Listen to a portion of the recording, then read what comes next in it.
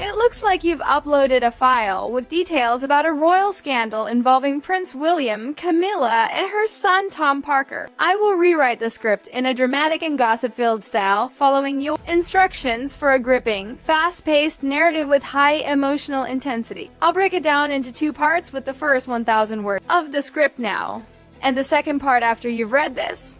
The night was thick with tension at Buckingham Palace. Yellow light spilled across ancient stone walls as Prince William, standing alone in front of a locked safe, prepared to uncover a scandal that would rock the British monarchy to its core. This wasn't about a crown or royal jewels, it was far more sinister. The money, £12.3 million, gone without a trace, was only the beginning. The names attached to the scandal were even more shocking than the theft itself. Queen Camilla, her son, Tom Parker, B.S., the heart of the royal family, implicated in a scheme that could topple everything.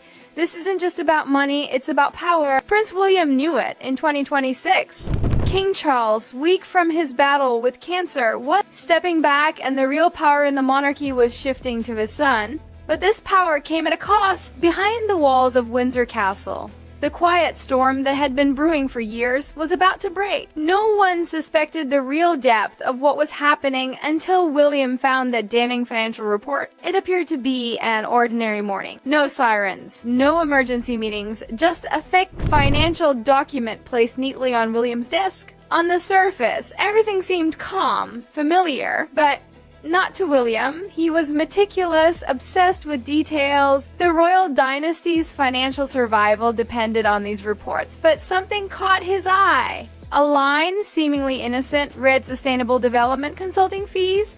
The company name? Blue Anchor Group. William had never heard of it. No major projects, no public announcements, just a name, and a suspicious amount, £4.2 million, broken down into 6 monthly payments.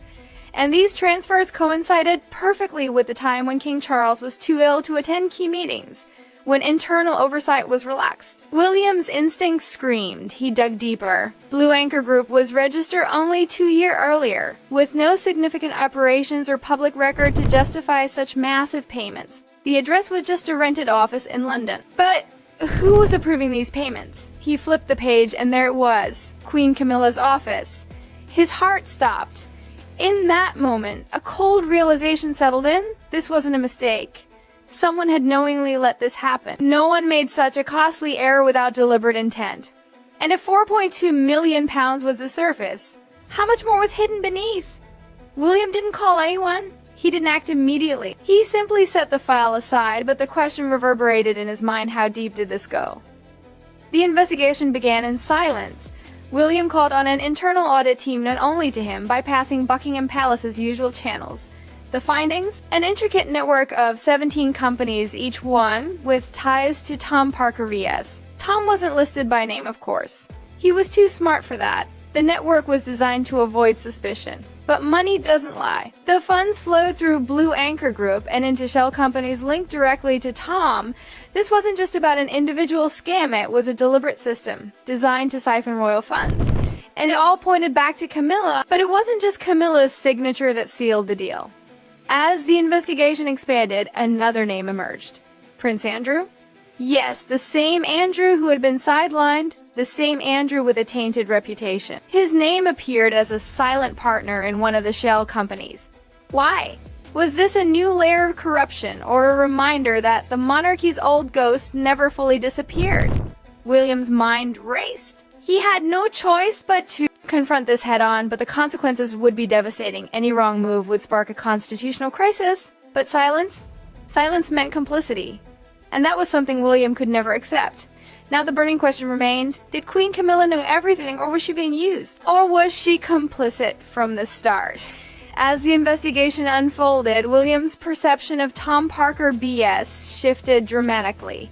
Once considered a harmless figure, the son of Queen Camilla, Tom now emerged as a key player in a much larger scheme. A figure who connected the right people at the right time, with impeccable discretion.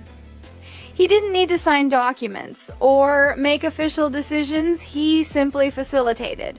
He opened doors, and once they were open, the money started flowing. This was no longer a simple financial discrepancy.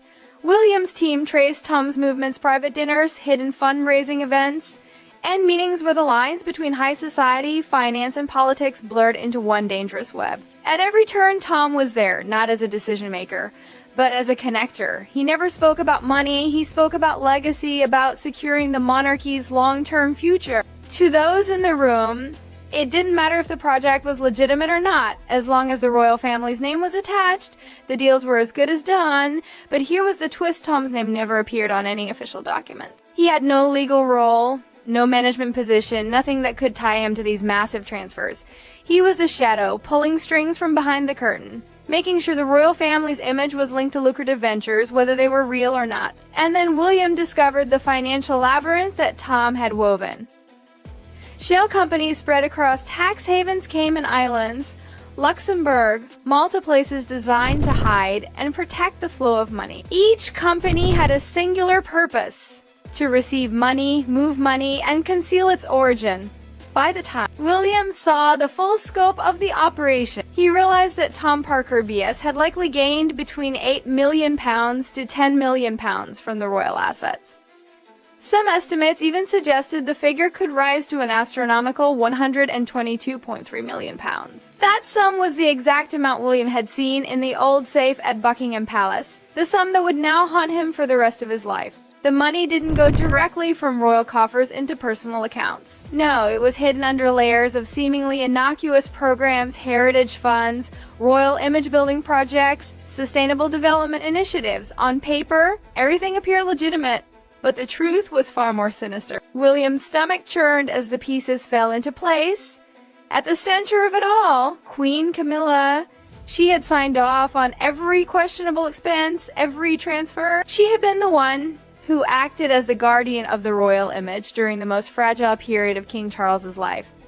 But while she was protecting her husband's public image, she had been complicit in letting Tom manipulate the system for personal gain. But the worst was yet to come. The internal audit team uncovered something even darker. A private fund, once used to cover legal costs and out-of-court settlements, was linked to Prince Andrew. Not as a direct beneficiary, but as an intermediary. This was a name that had been carefully erased from the public narrative. A figure who had once been pushed out of the royal spotlight. And yet there he was, linked to the money flowing through Tom's network. Had the monarchy's old, corrupt ties never truly been severed? William couldn't shake the feeling that Prince Andrew's presence in these financial dealings was more than a coincidence. Was this the final piece of evidence that the rot within the royal family ran deeper than anyone dared imagine? William knew that if this story leaked, it would cause a scandal of unimaginable proportions. Not just a financial scandal, but a complete collapse of public trust in the monarchy. His father, King Charles, was already frail. To confront Camilla now, to expose the truth, would be to fracture the family beyond repair. Yet, to remain silent would mean the monarchy would continue to crumble from within, its foundations eroded by years of deceit. And so, William made his decision. The next step had to be taken in complete secrecy. No more backroom meetings, no more vague hints. This had to be handled with absolute precision, or it would all fall apart. He reduced his contact with the regular royal staff, and began meeting with retired advisors who had served during his grandmother's reign. These were the people who truly understood the monarchy's hidden systems, the ones who could help him navigate this treacherous web. William's new approach was radical. No more digital files, no more online storage. He sought out paper documents, physical records from the royal archives, the raw memory of the dynasty. It was here, in these hidden files, that the full extent of the scandal began to emerge. William mapped the entire financial structure on a large board, tracing every arrow, every flow of money that had been siphoned from royal funds, and then the truth hit him. This wasn't some quick, hasty scheme, it was a long-term plan, one that had been building for years.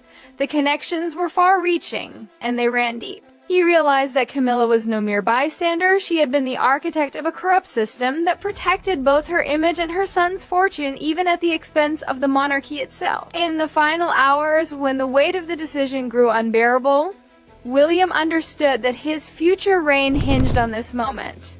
He had to confront the truth. No more compromises. No more silence. It was time to act.